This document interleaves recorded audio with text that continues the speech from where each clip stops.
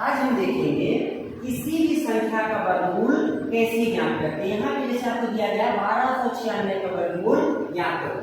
जब भी कोई संख्या आपको दे दे बोले उसका वर्गमूल ज्ञात करो, तो पहला काम आपका क्या होता है, जिस संख्या का वर्गमूल ज्ञात करने के लिए दिया गया है उस संख्या को आप अभाज्य गुणनखंड के रूप में व्यक्त कीजिए। अब अभाज्य गुणनखंड क्या होता है, कोई भी संख्या होती है उसको जब हम काटना स्टार्ट करते हैं तो पहले हम उसको 2 से काटते हैं, 2 से अगर वो संख्या नहीं कटती 3 से काटते हैं, इसके बाद हम उसको किससे काटते हैं 5 से, फिर नहीं अगर कटे तो 7, फिर 11, फिर 13।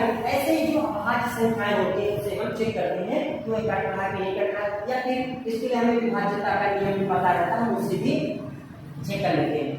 अब आप यहाँ देख रहे हैं 1296, इसके लास्ट में क्या दिख रहा है 6। एक जो 2 का नियम होता है, जिस संख्या के अंतिम में 0 आपको दिख जाए, 2 दिखे, 4 दिखे, 6 दिखे और 8, क्या क्या 0 2 4 6 8, वह संख्या 2 से कट जाएगी। इसके लास्ट में आपको क्या दिख रहा है 6, ये 2 से कट जाएगा। तो छक्का 12, 2 चौको 8, 2 अट्ठे 16, कैसे 8 चला गया 9 है ना, एक बच जाएगा, 2 अट्ठे 16 हो गया।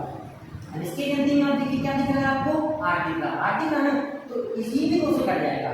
2 3 6, 2 दूनी 4, 2 चौको 8। इसके लास्ट में आपको क्या दिख रहा है 4, ये भी 2 से कट जाएगा। 2 एक कम 2, एक बच गया, 2 छक्का 12, 2 दूनी 4। अब देखिए इसके भी लास्ट में आप देख रहे हैं 2 दिख रहा है, 2 अट्ठे 16, 2 एक कम 2।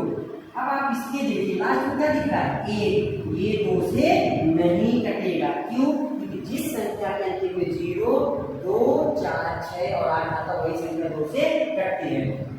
यहाँ पे ये 3 से कटेगी, 3 दूनी 6, 3 सत्ते 21, देखिए 8 है, 3 दूनी 6, 2 बचा, 1 21 बन गया, 3 सत्ते 21।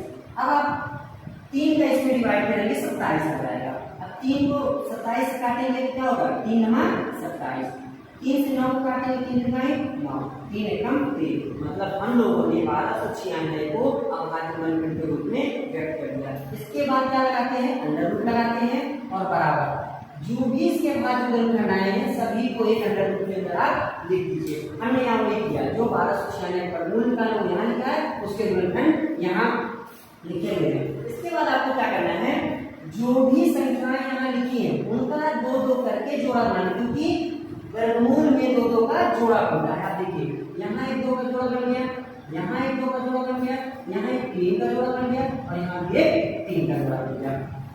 देखिए क्या होता है, जिस जोड़े में से आपको देखना किसका जोड़ा बना है, जैसे यहाँ पे देखिए 2 का जोड़ा बना है, 2 के जोड़े में से 1 2 बाहर आएगा, दूसरा देखिए 2 का जोड़ा बना उसमें से 1 2 बाहर आएगा, तीसरा देखिए 3 का जोड़ा बना उसमें से 3 बाहर आएगा, चौथा देखिए 3 का जोड़ा उससे 3 बाहर आ जाएगा।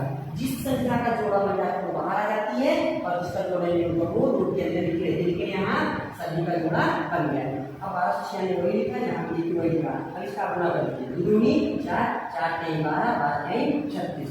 अब आप यहाँ देख रहे हैं जब आप इनकी चारों का गुणा किए 2 दूनी 4, 4 3 12, 8 3 36, आपको 36 मिल गया। लास्ट में वही लिखिए, अतः 1296 का वर्गमूल 36 है।